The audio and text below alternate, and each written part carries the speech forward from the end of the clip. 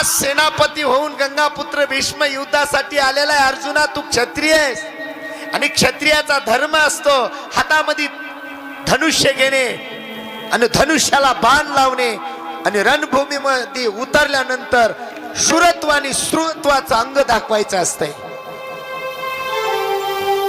पण मोह झालेला अर्जुन गंगापुत्र भीष्माकडे पाहून म्हणतो, देवा, हा गंगापुत्र भीष्माचार्य तर माझ्या हाताला धरून मला चालवायचं शिकवत होते.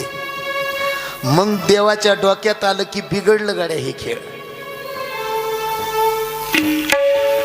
पण दादानो, बाणामाग बाण सोडला. गंगापुत्र भीष्माचार्याचा बाण येत आहे.